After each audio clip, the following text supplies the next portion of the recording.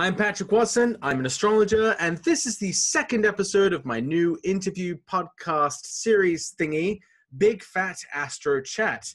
I'm joined here today with medieval astrologer Ryhan Butler, who's here today to talk about medical astrology.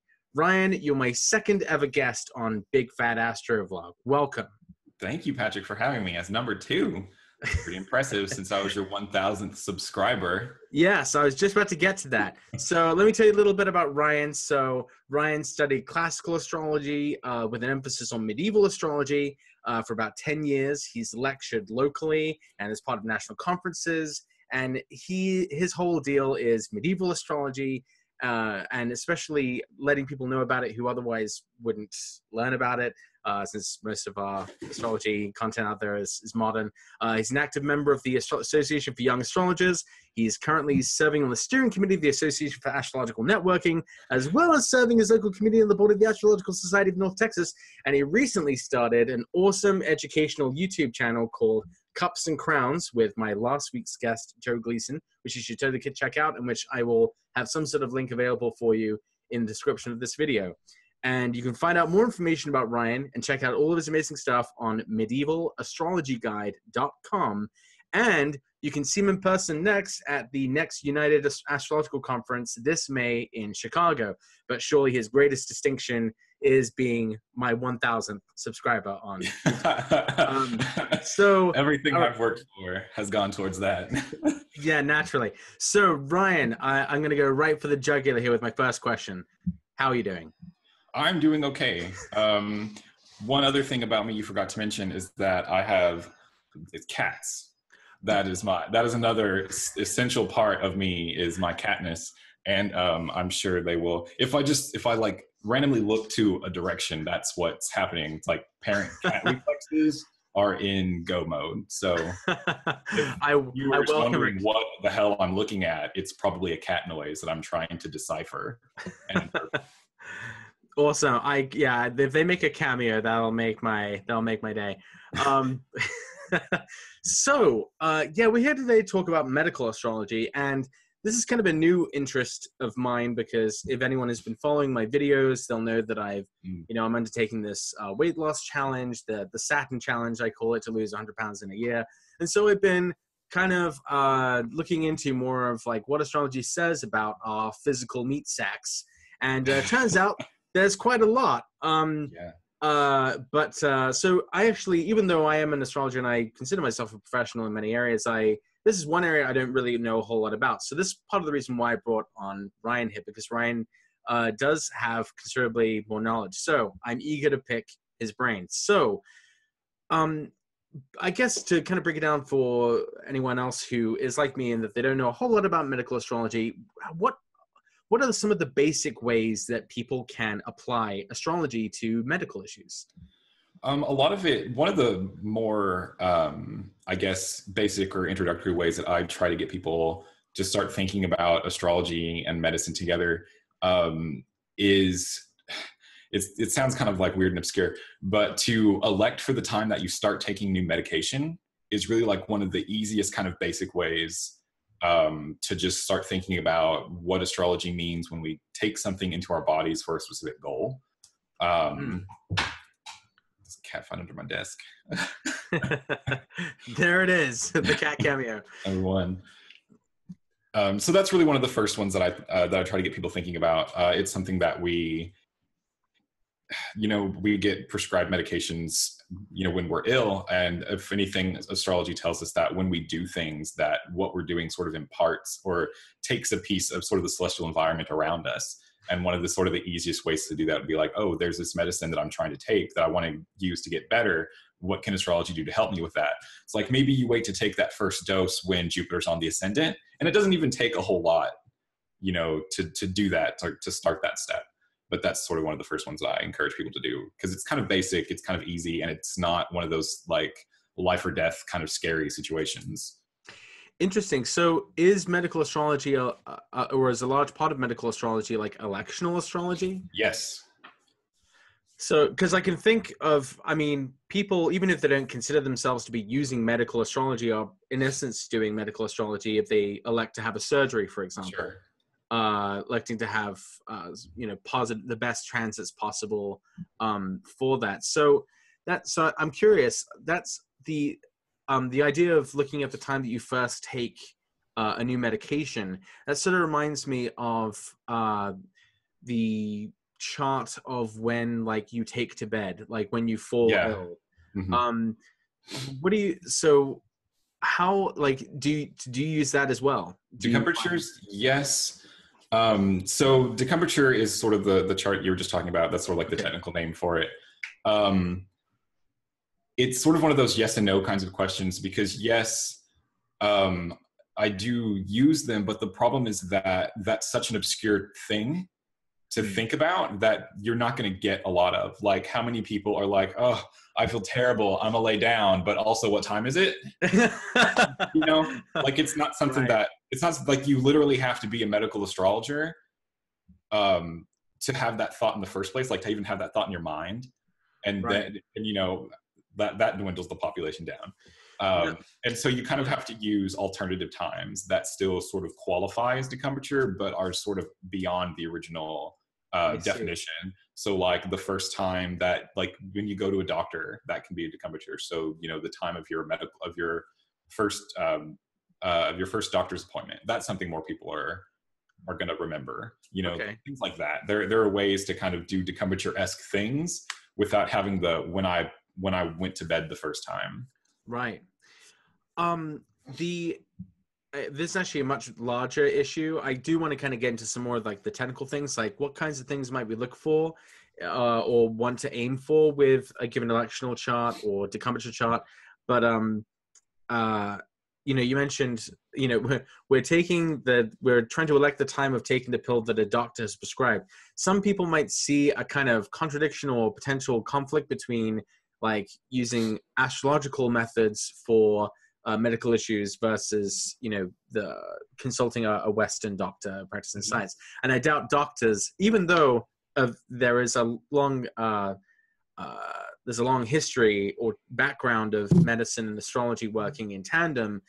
Today, these two seem to be of different kind of mindsets. So how do you kind of reconcile like Western medical science with like astrological considerations for medical issues? Like I get the sense that you don't think they're necessarily mutually exclusive. Is that correct to say? Yeah, they're not mutually exclusive at all. I think one of the things that astrology sort of reminds us of is that ultimately we're the stewards of our bodies. Like we're the ones who's responsible for our physical health and our mental health and putting that forward. And one thing that astrology does, or that I really try to do, like with astrology and medicine, is to advocate for people to be their own best advocate when it comes to health concerns. Because there's this relationship that we have with our doctors that we sort of have this almost religious faith-like expectation of our doctors. And we have to remember that, you know, they're people too. And obviously they're very educated people. They're very experienced people in a certain field, but they're people and they can make mistakes, or they can, you know, have wrong hunches, or tests can be inconclusive. Well, and just like any field. Like any field, right. Right. So it's important to take a step back and be like, okay, the doctor says this, they have all this experience, but does this match with what I'm experiencing? Because, you know, you can try to describe what you experience to a doctor as best as you can, but you can't make them understand. Right. And so being able to kind of sit back and be like, okay, well, what does astrology say about this test result? Like the doctor's uncertain, I'm not feeling it. What's, you know, is this right? Do we go forward from this? And sort of putting that power of, how do I progress? What's the best route to take? Is this like, you know, kind of putting that power back into the patient's hands instead of letting the patient kind of give everything to the doctor is really where I try to come from. That's interesting. So would you consider doctors to be more, especially the way you describe them, figures that we have a lot of trust in, yes. essentially Jupiter type figures? Yeah. It's interesting just because I know like the caduceus is like the symbol of, you know, the medical field, which tends to be more associated with Mercury. Mercury, right. Yeah. And then Virgo, you know. Well, originally, you know, doctors and like medicine were more like, they were religious figures. initially. Right. Like Temple of Asclepius was sort of like your temple / hospital, and that's where you would go if you were ill and needed to get fixed. So we kind of have gone from this sort of like solar person to this more mercurial scientific thing. Yeah. But we still kind of maintain that faith that this person is the best qualified to take care of us. Well, And it's funny that because a lot of hospitals, are originally run as religious institutions. So you still have, you have, St. Joseph. Oh yeah, that's true. Yeah, I didn't think about that. Yeah. So in a way, yeah, it's just continued, but just with like a different cultural tradition, right? We just kind of lump those together, which is funny because that sort of works astrologically, I think, as well. That's really interesting. So I wanted to get into some more of these specifics. So one of the things that I learned about that I was always kind of really impressed by was learning just the very basic associations with actually, I guess I should posit this question to you. Do signs have associations with parts of the body, or do planets, or do they both? They both do, but they do so in kind of different capacities. So when we talk about what a sign is... You've talked about this recently. Yeah. Well, with the zodiac, yeah. But when we talk about sort of what a sign is, like just by itself, we have this strong idea of a sign as being like an area. Like if you think about how signs are talked about, especially in relationships to planets, it's like signs are the domiciles of planets. Signs are the kingdoms of planets. There's very like placey area kind of words associated with them. And it makes a lot of sense when you take a step back and think about what signs are just as technical things. They're just areas of the sky that planets move into, through, and out of. And I think this comes out a lot in more kind of less like conceptual things, where you have signs associated with, areas of the world, countries, cities, that kind of thing. And planets tend to be more representative of things that are inside of those areas, kind of reflecting that area occupant sort of relationship between sign and planet.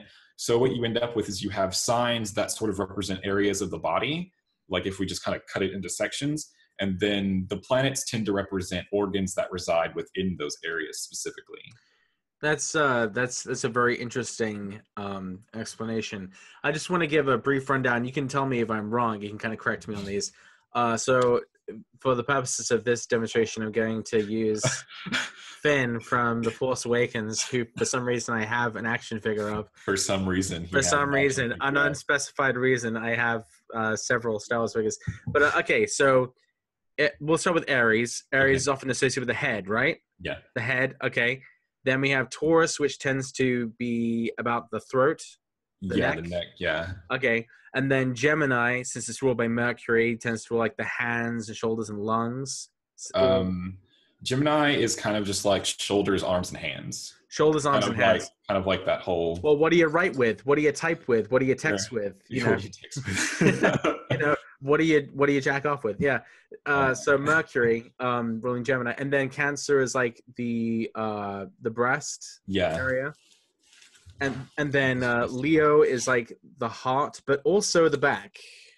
Yeah, it's sort of more like this section. Oh, I can't really do it. But from here down to like the rib cage. Show us where the bad man touched him. Yeah, kind of like that. Okay, all right. Okay, and then we have Virgo, which is like the stomach, intestines. Yeah, the belly. Okay, so it kind of goes down in order. Libra is like the midsection, the kidneys, the center of gravity of the body, right? Yeah. Which is appropriate for the scales, right? Yeah. And then we have Scorpio, which rules like the genitals and anus, correct? Okay. All right, good. And then we have Sagittarius, which I understand to be the glutes rather than the actual butthole, is like the cheeks of the butts. And then they like the thighs. Yes. Yeah. All right. And then Capricorn is associated with the like knees, shins, but also more generally like bones, since they're the hardest parts of the body. Yeah, it's Capricorn kind of ironically for a Saturn sign tends to rule like joints in general, which is just like, yeah, let's have Saturn, the most like rigid planet, rule the like the places in our body where we bend. That makes sense. Let's do that. Yeah, I've also heard of Saturn ruling the skin, because it's like the boundary of the body and what you know, is directly exposed to Harshness. outside world. The harsh outer world. And then Aquarius, like, is supposed to rule like the ankles as well as like the circulatory system in general. I'm not down for Aquarius in the circulatory system. Even though it's sort of like the opposite of Leo, right? Because Leo's the heart, then Aquarius is like the, you know, the opposite of the idea of something being central. Yeah, but I'm not sure why we would. I'm not sure why we would separate that out like that. That's okay. Weird. So Aquarius just rules the ankles, like ankles, shins. Yeah, when we get into like these last signs, it's just it's like kind of like we're running out of body. Basically, it's like, oh, we gave all the good body parts to like the middle three signs. What do we do? That's really funny. And then of course Pisces, the feet. Gets the feet, yeah. All right, good. So I actually got a fair number of those correct. Yeah, you did good. Yeah, I did good. Thanks. No problem. So what I think is when I say I'm really impressed by it, it's usually been kind of like superficial things. For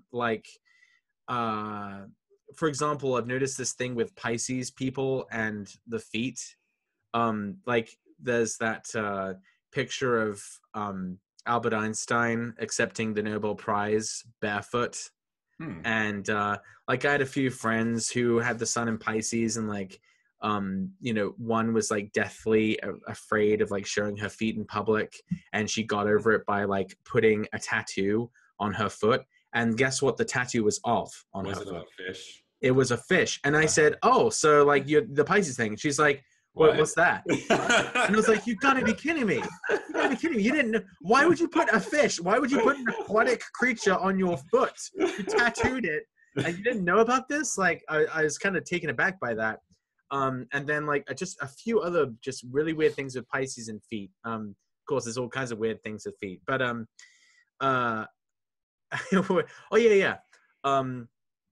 One of the reason I said I'm really impressed with the association between the signs and the parts of the body is I've noticed, for example, that when Uranus goes through a sign, that it tends to bring about like medical inventions that are relevant to that sign. So for example, Uranus was in Leo when the pacemaker was invented.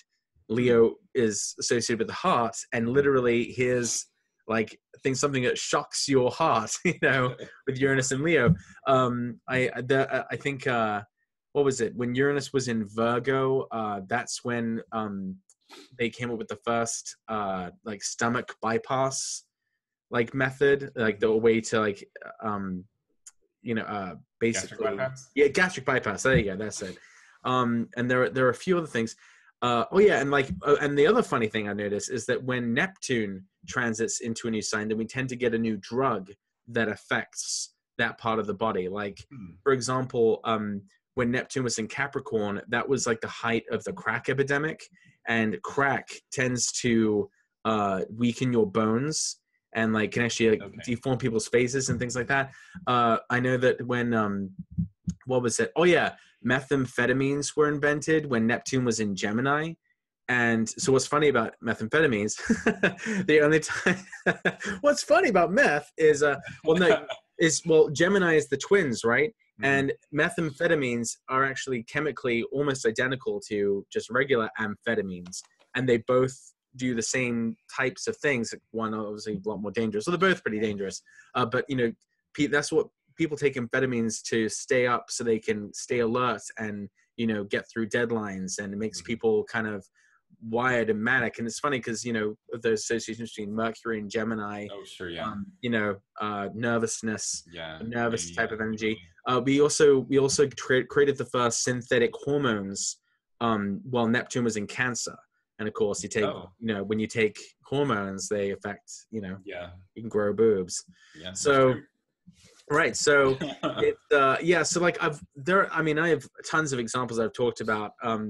And also like I did a whole video called like cribs, meat sacks, and tits about all of the different ways that breasts are affected with transits through Cancer. So for example, the first modern bra came out when Saturn was conjunct Pluto in Cancer. That's and it was unfair. constricting on one's, you know, breast. So So it's funny because I always thought like, oh, like these parts of the zodiac associated with these parts of the body, does that mean like if you have a concentration of planets in that sign that like there's something to do with that part of your body? But I haven't always seen that sort of play out consistently. No. But when I kind of looked on a more mundane level, the transits through the signs tended to be kind of strangely Much more evocative. meaningful.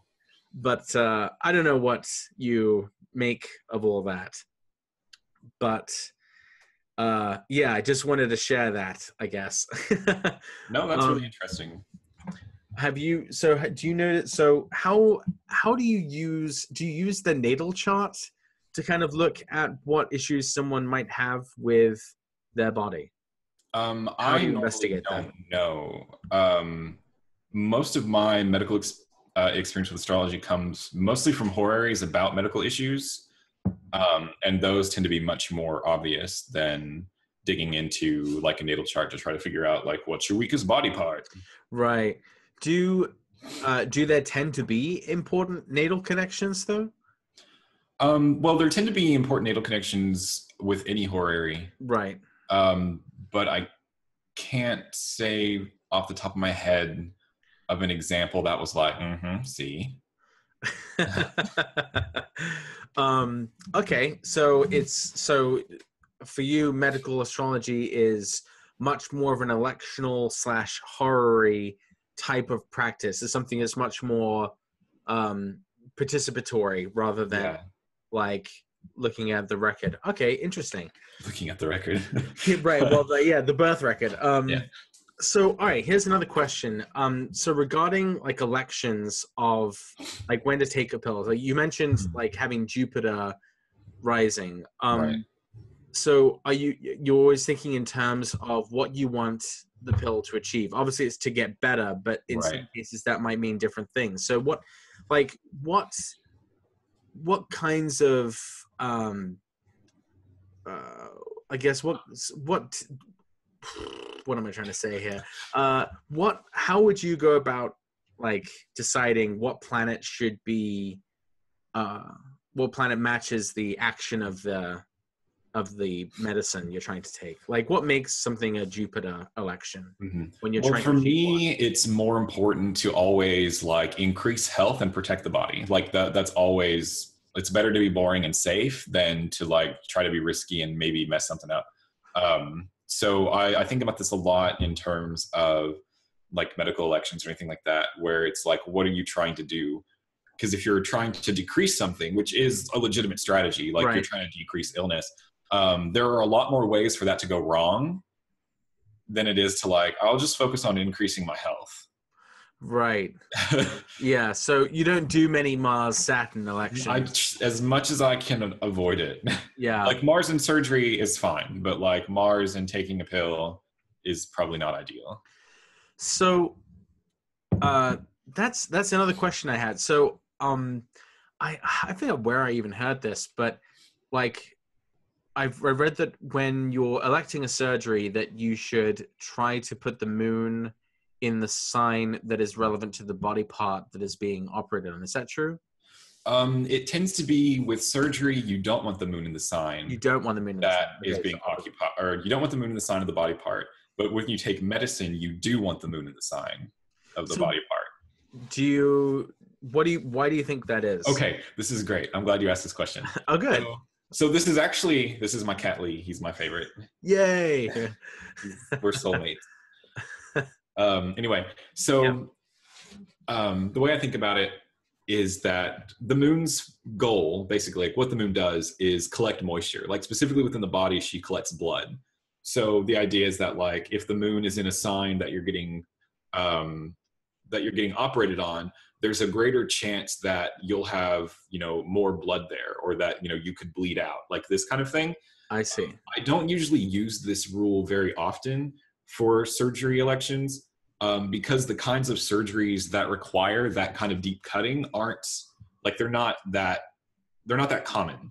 If you're getting your wisdom teeth cut out, like honestly, what are your odds of bleeding out in that kind of operation? None. So it's like, put the moon in Aries there. Who cares? But when it comes to things like open heart surgery, like even hysterectomies, like those kinds of things, like really kind of deep, invasive, pulling something out, or, you know, like messing with something really central to the body, those I do consider that kind of placement for. Right. But when it comes to like taking medicine to fix like a specific like organ, or like to reinforce a specific organ or something like that, then you do want the moon there, because it sort of like pulls the recuperative like chemical to that part of the body, like it kind of localizes it. I see. All right, that's actually a really good answer. I'm glad I asked that too. Yeah. Huh. So, oh yeah, another thing I've read is like, what is it about the moon's phase and bleeding?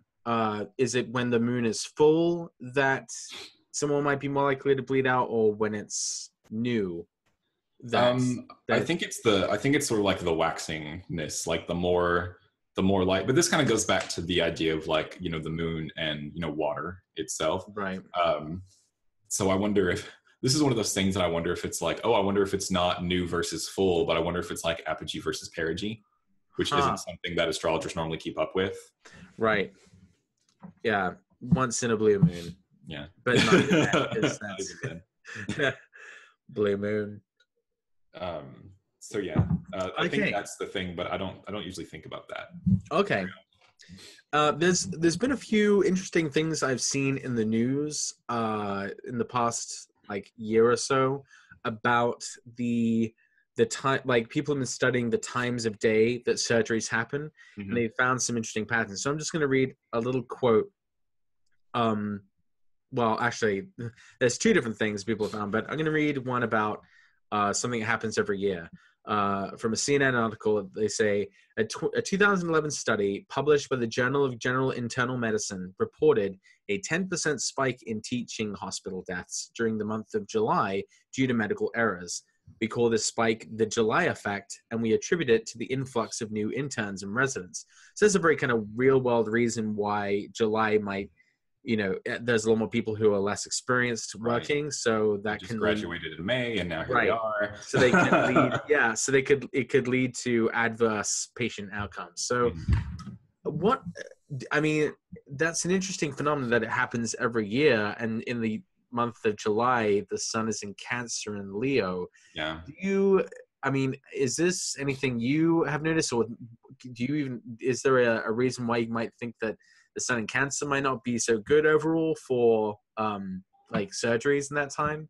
Well, there is the whole, you know, like Cancer being the 12th sign from Leo, and, you know, what that does to planets when they're in a thing like that. But I also don't necessarily think that everything has to have like this kind of hardcore astrological reason behind it. Right. You know, like talking about new students like never having operated, or like being sort of in that like pressure situation. Now, oh my God, like my first surgery, what do I do? Just try not to kill them, and then, you know, not succeeding there. I think that might be enough, right, for the July effect. I don't think we need to instill more fear in med students. You can do it. I believe in you. Yeah. Right. And then another interesting thing about like the time of day. Now, I think this might potentially have like a circadian rhythm. Yeah. Reason, but there was a study done recently that showed that people who have surgeries during the day tend to have better outcomes by some measurable percentage, like maybe like even 50%, I think. Oh, wow. And I think they attributed it to the fact that, well, one, the doctors are more awake and alert during the day than like, you know, in the middle of like a red eye shift, you know, at night in the ER. But also because the body's response to healing is just like kind of at a high point in the body's circadian rhythm, and then it's at low point. So how much do you take into account like day and night with you know, taking a new kind of medicine or electing a surgery? This is actually like a really, really old thing. So it's kind of funny. I always think it's really funny when science comes back and is like, hey, this thing. You're right. Yeah. We know. Let me show you this book written 1700 years ago that said basically this, you know. But yeah, this is kind of a big thing to where like you'll see like kind of these little aphorisms that are like, you know, if the illness first starts in the daytime, it's less difficult. But if it starts at night, then it kind of hangs around longer. Kind of like this thing, or just like oh, I have a cat trying to like dance around my lap and the modem, so he's just like stepping all over everywhere. Anyway, or so there'll be like, you know, illnesses that start in the daytime tend to be easier than those at night, or it'll talk about how illnesses kind of respond to the diurnal cycle of the sun, and symptoms increase when the sun goes down, like sort of that between the time period of sunset and whenever the patient goes to bed, like there's an increase in symptoms. And I actually got to watch this relatively recently when my husband was sick, that he did this thing to where like he would be up and, you know, it would be fine. And then like 7 p.m. would come around and the sun would go down and he would start coughing more. And it was just like no matter, you know, like even if he took his cough medicine like every 4 hours, you know, like you're supposed to, it was just still, once that sun goes down, like the coughing increased. It was kind of interesting to watch it as it happened. Right. So does that seem to suggest that perhaps Saturn is like kind of the operative planet there, just because that's the planet that becomes contrary to sect at night? Yeah. I mean, you're not wrong. Who knows? It's funny because I would have associated, like, for example, Mars more with like blood and bleeding, you know, and so that's contrary to sect during the day, but but it seems like Saturn is kind of the bigger problem. Well, I think it has more to do with just like, you know, the sun is all just like healing and, you know, supportive and just like calming and all this mess. And then he goes to bed and Saturn's just like, excellent. You're right. Yeah. Wow. That's creepy. Creepy side of Saturn. What am I talking about? You mean just Saturn? That is just Saturn. Alrighty, that's really, really cool. So, what other questions did I have here? So, what examples, like you mentioned the thing with your husband and seeing this sun day moon night cycle. What are you know, I mean, I don't want you to have to go into specific, you know, hopefully anyone you refer to can remain anonymous. I guess I'm curious, like, what are some really sort of compelling examples to you of kind of medical astrology, like in action? I mean, aside from every time. Yeah, aside from each time. Like, like which ones have really stuck with you? Like, wow, this stuff really has something to it. Yeah. So one of my more recent ones was kind of a personal one in where I had a cat, as they do, get sick, but like really noticeably sick. Like it was kind of dramatic. And it was really interesting because I had just released a digital lecture on my website about critical days, which is this medical theory that, you know, you take the moon's position for when somebody gets ill or like asks a horary question about an illness, and you look at specific positions of the moon from like in relation to that position. So you're looking at like squares or oppositions. So if you have the moon at like 13 degrees Capricorn in an illness chart, then what's going on with the moon when she's at 13 degrees Aries is significant, or like 13 degrees Cancer is significant. And there's this big like moon phase thing.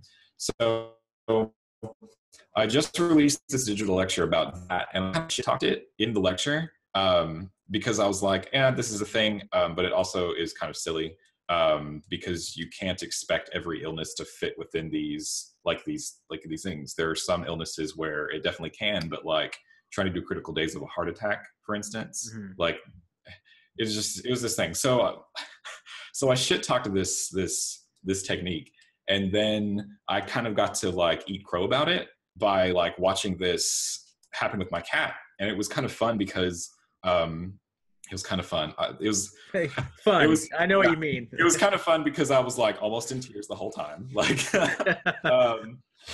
but it was interesting because sort of my takeaway from studying about critical days and about the moon's relationship with the development of illnesses was that it was much more profitable just from like a technical level to just follow the moon's applications and phases sort of as she goes day by day, rather than trying to continuously look forward to like a specific moment as like, this is the moment. And so all this to say that it was kind of fun to like to be aware of what the horary about the cat's illness said initially, and then watch the moon apply to the different planets, knowing kind of what they represented in the horary, and kind of getting an idea of like what was going to happen that day, like with him, or like with his development, kind of how he was going to feel, or what would happen to him. Because what ended up happening was like every time the moon applied to Mars, he got a shot. Right. And it was just like, okay, so Mars, a needle got stuck into his body, and he got forcibly injected with this medicine. And so the moon's third application with Mars was a square to Mars and Scorpio. And I'm just like, well, what's this going to be? Like, how could it be worse? Like, how could a shot be like more uncomfortable? You know, like what does this even mean? Right. And so I took him to the vet this day because he continued to do worse. Like this wasn't like a scheduled thing. Like every time the moon applies to Mars, I'm going to take my cat to get a shot. It was just like how it ended up happening because of how he was, like because of his symptoms and stuff like that. So we took him to the vet this day with the moon applying the square to Mars, and I'm like, okay, he's going to get a shot. But it's like this square aspect, you know, it's difficult. Am I going to have to like make the vet give it to him? Like, is there going to be some kind of like confrontation between me and the doctor? Like cause like me and the cat health is like serious business. Like I will fight a doctor about cat health in a heartbeat. So I'm just like, what is this even going to look like? And so I get in, and my vet is really good. Like she's amazing. And she comes in with this B vitamin complex. So we're trying to like stimulate his appetite, make him like give him more energy, make him feel better. And it's this bright ass red liquid. And I'm just like, okay, stop it. Just stop it, Mars. Stop it, just Mars. Stop it. And then she looks at me and she goes, this one's probably going to sting a little bit. And I'm just like, oh God, this is it. This is the square. Oh my gosh. And it's just stuff like that. And then like, there was this period of time where the moon was applying oppositions to like a bunch of different planets in Capricorn that were like the ruler of the 6th house of illness in the horary and the ruler of the 8th house of death in the horary. So like not good planets. And they were in Capricorn. And one of my favorite things about the signs in more classic astrology is that we use like really kind of fun and obscure terminology to describe them. And Capricorn and Taurus get the cud chewing classification, and I love this one. I love this one so much. Cud chewing. Cud chewing, because you know cows. And, right, cows. Yeah. Like they swallow and they vomit it back up. And this one is important in medicine because like it induces it's conducive to vomiting. So like you don't want to take certain medicines during. Like you don't want these signs highlighted when you're taking certain medicines that are like known to be especially difficult. Well, Taurus is the neck too. Right. I see, exactly. I get it. Yeah. So this is one of those ones where I'm like, if you're going to elect to take a new medicine, skip these 2 signs, because especially if it's a medicine that's known to be kind of like corrosive or just difficult to take, like you don't want your body rejecting it kind of in any way. So let's maybe, wait. But it was funny when we had these applications to these planets and cud chewing signs. Because my cat completely lost his appetite and like did not eat for like this whole 2.5 day period while the moon was applying the planets in this cud chewing sign. And then when the moon moved into Leo and applied a trine to Mercury and Sagittarius, we flipped signs from cud chewing to what are called feral signs. And feral signs are known for their kind of like voracious hunger. And that's when his appetite came back. Wow. So it was just like things like this kind of like having this awareness of like what the moon was up to, who she was going to next, and kind of like what that meant was kind of fun to watch it all just kind of go down from there. I swear to God, Ryan, if you write the book Medical Astrology for your fur baby, like you will become a millionaire like so quick. Like that's really interesting. I never thought that I'd be as impressed by astrology involving cats as I am right now. Whatever, you knew. No, I know, no. I'm not making fun of you. I'm actually, that is true. I think that's a really interesting example of. I mean, that's not like my cat is a Sagittarius. So blah, blah, blah. Like, I mean, this is like real astrology being applied to like, the pets. Yeah, because it is one of those things that I don't think people think about very much. Is it's just like animal bodies aren't that much different than human bodies, especially as far as like structure. I had two cats. Inky and Sparky. They were both sisters. So they were born the same day. Actually, they were born, I think, like maybe like the day after Christmas. Oh. I had them since I was 4, and when Pluto got to the degree of their sons, one of them died. Oh. Not sure why, like what happened when the other one died, but I thought it was kind of interesting that she had this like major. Maybe the other one had like some. I forget. I remember I looked at it once because I was just curious, like to see, but it was. I mean, it makes sense. I mean, there's no reason why a cat wouldn't have a natal chart like a person, but because I think, people tend to kind of look down on pet astrology, but I think if it's done right, I mean, if it's, it's still legitimate astrology, it's still a totally legitimate area of study. So you could lead the way, Ryan. You could lead the revolution. This is my life. Yeah. Astrology for fur babies, $1 million. So, all right.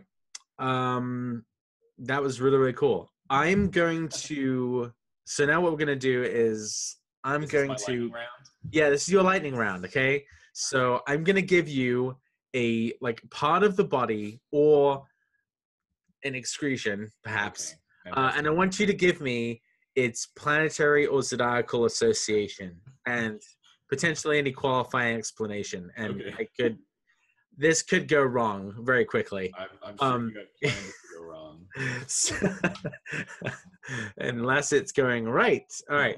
So, and some of these I'm just kind of interested. So, what would you say rules the brains? The moon. Interesting. Even though Aries and the sun is like the head, but you would say the moon. Well, could you explain that?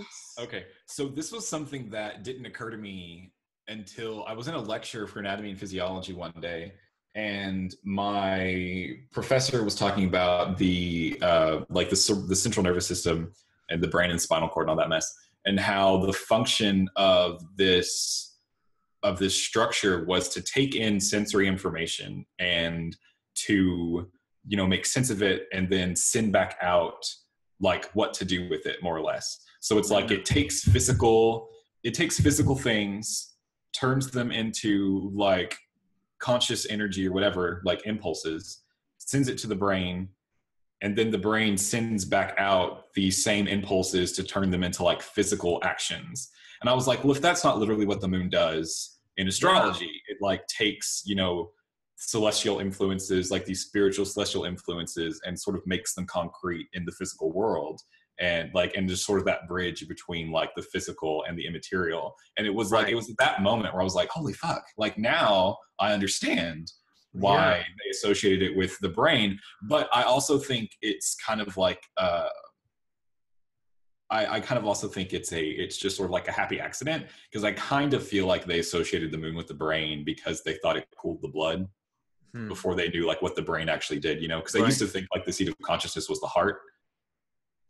Well, and that's kind of interesting, isn't it? Because I would have thought that, like, Valence describes the sun as the organ of perception, and so I think people would tend to associate more solar qualities with the idea of like logical thinking, reasoning, but that has a whole sort of different spin on it, like that where actually the brain is more lunar and it just receives something that is immaterial, which I guess is what the sun is, right? That the soul, the spirit, that which is immaterial.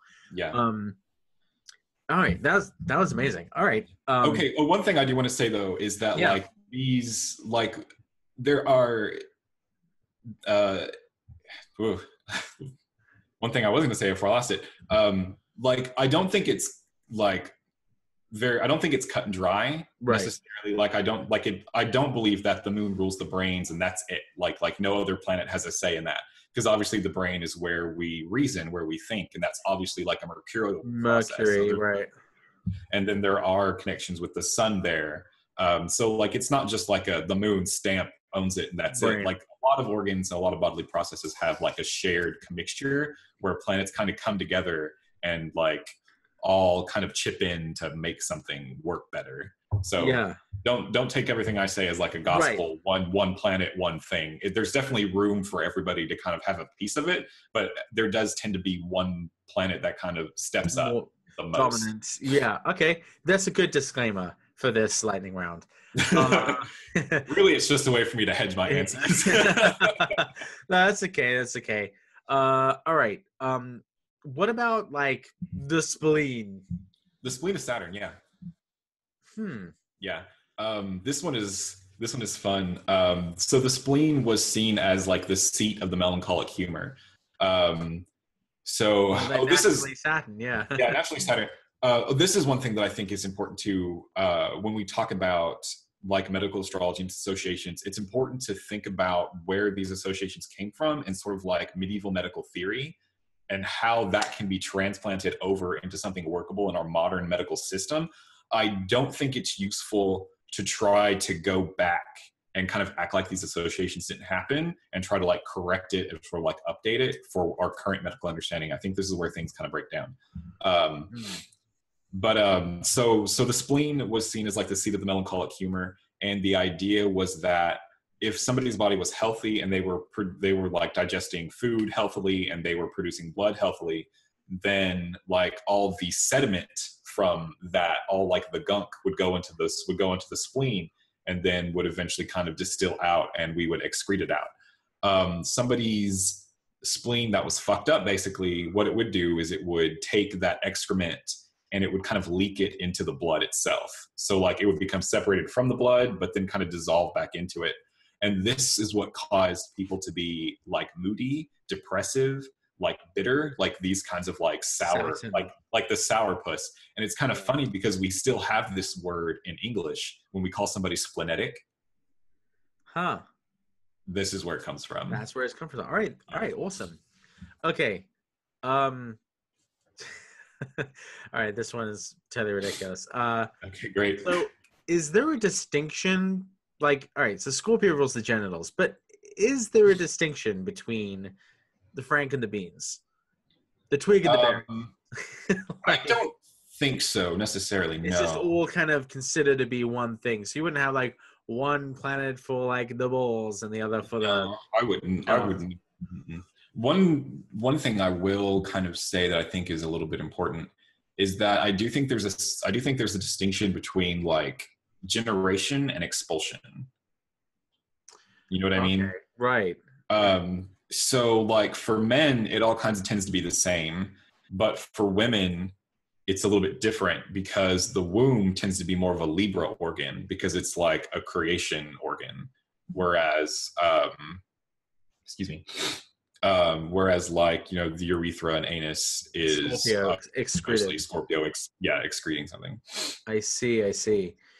And here's another one that I've actually had a bit of trouble with understanding and I can kind of understand the rationale of both, but it'd be really interesting to get your take. So, pardon me. So, poop basically. Mm-hmm. Is it Mars or Saturn? Saturn's all about dirtiness. Well, excrement, waste. Yeah, I get that. But then Vettius Valens, for example, refers to Mars as ruling like excrement, feces. Really? Well, and I would think it's because Mars rules Scorpio. Yeah, but as well as the fact that it's like that. Yeah, I don't know. I mean, because I think Saturn, but then it comes from the Mars place, so I guess both. But we have to be careful. I think we need to be careful when we talk about when we start assigning like planetary rulership based on sign bodily association, because then you end up with kind of weird ones like Venus rules talking because Taurus rules the throat or like rules the neck, you know, like, or like Aries rules thinking because Aries rules the head and that's where the brain is. And it's like, yeah, that's what Aries is good at, thinking things through, planning. That makes sense. Good job, guys. So like we have to be a little careful when we start thinking like that, because we run into, because for every one of them that sounds for every one of them that sounds good, there's a few others where it's like, oh, backing up. Right. Yeah. No, it can get really tricky. So, wait, Because honestly, I think this is why we get into situations with people who think like the eighth house rules sex, because they associate the eighth house with the eighth sign Scorpio, which is associated with the genitals. And it's like, okay, yes, that's what you do with genitals. Like, yes, but like, let's walk that back, because you run into that right. Taurus talking Yeah. Venus situation. I don't really buy the eighth house behind that one. Sex. That, yeah. Only for a necrophiliac. Yeah, basically. Yeah. If you want somebody to take advantage of you, sex, go ahead and, emphasize that eighth house placement. But the Me Too movement was born out of the eighth house. Yeah, I agree. That it's not that is not a place to like have fun. Like that, no. So that's soapbox off to the side. Yeah. I guess we're moving off the lightning round, because I just thought of a couple more questions that I think would be cool to talk about. So have you ever had anyone who has wanted you to elect like a cosmetic procedure? Yes. So how would you approach that? A lot of it depends on what they're trying to do it for. If it's like if it's like really cosmetic, like just kind of a purely cosmetic thing, then Venus. I really try to put Venus up there as sort of like kind of the star, with sort of like some support for Jupiter. But if it's more of like you'll have those like elective surgeries that are really kind of more functional, like deviated septums, like stuff like that. Yeah. Like that's like fixing a problem. That's not just like, I wish this looked better. Like this is a problem that gets fixed. So maybe more Jupiter then. Yeah, this is more like a Jupiter Sun thing. Like we're trying to like get in here and fix this thing. Okay. Yeah. That's really interesting. And for cosmetic surgeries, these are kind of the only ones where I would really go for a waning moon as opposed for like a waxing moon. And I'm curious to what you might think of this. Do you think that what role do you think the outer planets might have in relation to body parts? Because they probably don't rule body parts. No. I mean, I have a theory, but what do you think the connection of the outer planets might be to like medical horror and surgeries? Elections. I don't know, because I honestly don't include the outer planets in my charts at all. So I haven't had to think about this. Right, you are a medieval astrologer. Yeah. So like I've heard people say things like, oh, like Neptune and anesthesia. Like I've heard that one before. And that might be the only one. Well, I think it's because like right around the time that Neptune was discovered, like Saturn was conjunct Neptune in Aquarius, and that was when anesthesia was developed. Oh, I mean, interesting. And I should have mentioned this a little earlier, but I think, pardon me, one of the what I think one potential answer, this could be, I mean, I'm not saying this is like hard and fast rule or anything, but I think Uranus, based on what I've seen with Uranus transiting through the signs, that Uranus is like the technological innovations surrounding that body part. So it's not a body part. It's often a kind of replacement for replacement. It. Yeah. So it's not an arm. It's like a bionic arm. It's not. And then Neptune seems to introduce like unusual or like revolutionary drugs or pharmaceuticals that are relevant to the topic of that sign.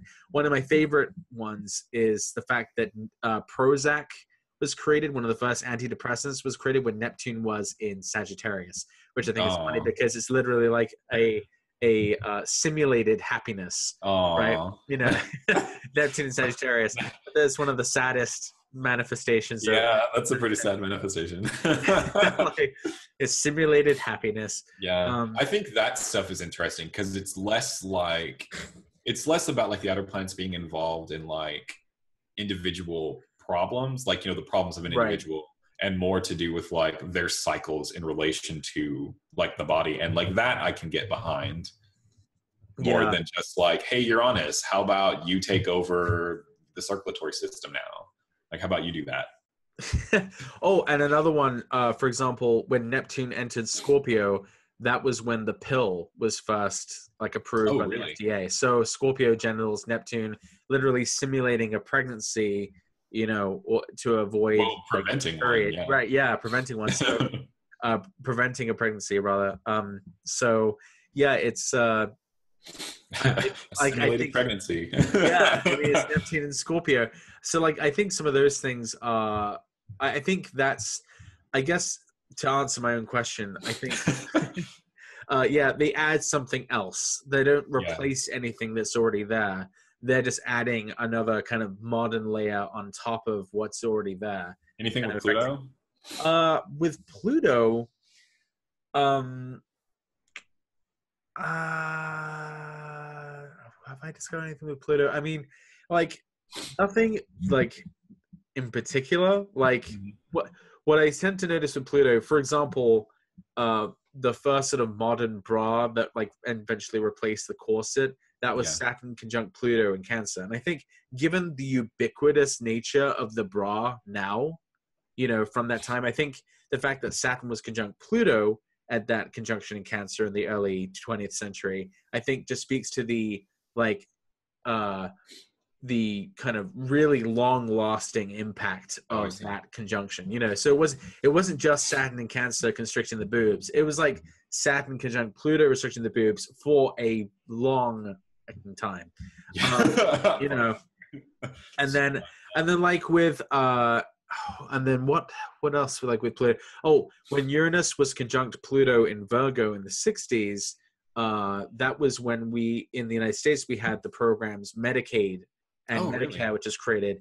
And actually at the time that President Johnson signed the Medicaid bill, I think it's like the sun is conjunct Uranus, conjunct Pluto, conjunct Mercury, conjunct Venus, and the moon all in Virgo. And it's this great Virgoan, you know, issue. I mean, because Virgo kind of has these more general associations with like health and medical field. And so I think it's interesting that Mhm. this legislation came out, this very, you know, kind of in many ways like a revolutionary kind of program Program. that came about in the United States with the involvement of Pluto. So I think it was, you know, it was not just a regular pile up in, you know, in Virgo. It was like had these, you know, sort of heavy hitters in there too. So I think Pluto really just kind of it takes to a really Intensified. extreme degree, you know, whatever is there. Well, it almost seems like there's this like kind of political undercurrent with it too, because talking about the Pluto Saturn conjunction in Cancer and like bras and how that kind of became a thing for like the women's lib movement,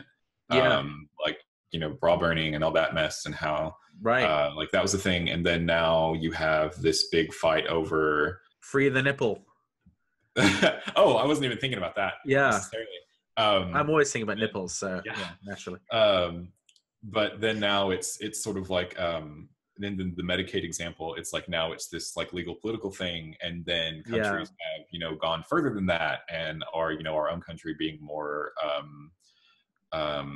trying to think of a nice word to put here, so I'll just leave You that blank. try. So it's almost like it's like, yes, it's this thing, but it's also this thing that becomes like that eventually becomes like a political or like thing on its own. Right. I wonder how that Well, would stack the out. other interesting thing about the Saturn Pluto conjunction in Cancer of the early 20th century and like the 19 teens is that the bra replaced the corset. So another way it could be read is that was the death of the Yeah. corset. You know, the corset. I mean, bras are probably really uncomfortable, but like the corset was way worse. Like, I mean, you know, it was sort of an improvement, but it was still like a restricting, you know, Yeah. device on the breasts. And another thing with the Cancer transits is they seem to be very like literally tied to replacing the breast. So, for example, the first commercial breast milk was sold, like the first commercial like fake breast milk Hmm. was sold when Uranus was in Cancer. And then there was Hmm. another bit, but it wasn't very good. It made babies sick, and a bunch of babies died from it. And so they kind of got rid of it. But then when Uranus came back to Cancer in the 50s, they kind of had perfected the recipe, you know, and so infant formula really took off in that Uranus and Cancer period in the mid 50s. So basically, liberating women from this role of having to breastfeed, yeah. having to breastfeed, Uranus and Cancer. So are you trying to tell me that they came up with the first infant formula in like the 1880s? Yeah, it was actually Nestle. The creator of Nestle created a formula. Yeah, but it made the kids sick. Yeah. So I guess but that did happen during Uranus and Cancer, and there was a lot of interest in it because it had such a great potential because so many women used wet nurses at the time. So it was kind of a way to get rid of the cost of having to pay for a wet nurse if you wanted to have a life and a child. Sure. So I think, so that kind of gives us something to look at when Uranus comes back into Cancer. Like there might be some other development with maybe because some people have criticized infant formula. In fact, one of the first campaigns to show the problems with infant formula came about during the mid-70s, and that was during a Saturn in Cancer period. So there was this scrutiny on the issue of this infant formula and if it's really right. And then I imagine the Uranus and Cancer period, the one that's coming up in several years, would be about cloned breast milk or something, something that is literally it's like real milk, but it's not actually from Okay, so cloned breast milk. Is it the milk that's cloned or the breast that's cloned? Yeah, I imagine it would be the milk. I don't know how it will work. That's such a long time from now. I just thought it was interesting with Cancer and the boobs. The other interesting thing with Uranus and Cancer is during that same Uranus and Cancer period back in the 1800s, there was this guy who discovered this. He's basically credited as the guy who discovered DNA. But he didn't really understand what it was when he discovered it. And it was the worst. And then I know, and it's the worst. But he is credited as the guy who discovered. I forget his name. I talked about it all in the video. But at the next Uranus and Cancer period, at the exact Uranus return later in the 50s, that was when Francis Crick and James Watson discovered the structure of DNA. So they kind of really figured it out at that point. In Cancer, the moon in general has associations with the body and physical issues. So I think it's interesting that this sort of key understanding of what we're actually made out of was discovered at that time. So who knows what to expect from the next Uranus and Cancer period? Maybe we'll find out what we're really made Yeah, out of. it'll be even more kind of fundamental kind of breakthrough. So. But that's interesting. It's good to know that even though you don't use the outer planets in your practice, that you can appreciate kind of what they do. It just it doesn't take away from anything that the other planets are doing. It's just all on top of, and adds kind of that whoa factor that isn't necessarily useful all the time to a client, but also important to recognize these are the major things kind of happening on top of everyone's sub-Saturnian, sub-lunar lives. When you say it that, it doesn't sound as fun. Yeah, we sound so boring. Yeah, well, we live, we day to day, I think we live in the Saturn world, and then the Uranus Neptune stuff just kind of happens to, also it's around us and it's revolutionary and unprecedented, but we don't always recognize it that way. We're talking. Yeah, we're also not as it also tends to take a while for us to be exposed to it. So it's kind of got this otherworldliness about it. We're talking over this electronic connection, hundreds of miles away, just we're having a conversation in the next room. But it's this is actually crazy that we're able to do this. But but it's whatever. Well, this was really, really fun. We're at about an hour, so I just want to make sure that we're not keeping people too long. We could probably just go on and shoot the shit, but I think that was really awesome. So everyone, if you're listening, if you're watching, please make sure to visit Ryhan Butler's site, medievalastrologyguide.com. And also, please subscribe to his new YouTube channel, Cups and Crowns. So I'll have a link for that. And you can see him in person at the next UAC, the United Astrology Conference, this May in Chicago. Thank you so much, Ryan, for having this chat with me tonight. Oh no, thank you so much for inviting me over. Awesome. Nice to talk with you. Because we don't always get to talk, so it's really nice to just have a chat. Definitely. Even if it's a big, fat astro chat. Getting slimmer, I hear, though. Yes, yeah. Well, like, yeah, everyone keeps making that joke, like, "Oh, when are you gonna change your name?" I'm like, "Huh, you're so funny." But yeah, I guess it could be Big Fit Astro. But There you go. like I've always said, though, my name doesn't necessarily have to relate to like me. I mean, it wasn't just about me. It was a double entendre. Okay, like, my astrology is fat. Why are you fat shaming my astrology? My astrology has curves. Damn it. Dang. So. Yeah, it's pH fat actually. It's thick, THICC. Oh yeah, I'm overstating my welcome. You're so hip. You're so hip, Patrick. I am so hip. Hip hop, hippity hop. Yeah, oh god, I'm so insufferably pale and white. I can't even take it. All right. Well, nice to have you on the show, and for everyone else listening and watching, I will. I don't know how often this will be. Maybe it will be every week. Just, I guess, subscribe to my YouTube and join me on Steemit and DTube to catch my latest videos. Thanks for listening and watching. Have a good night. See you next time.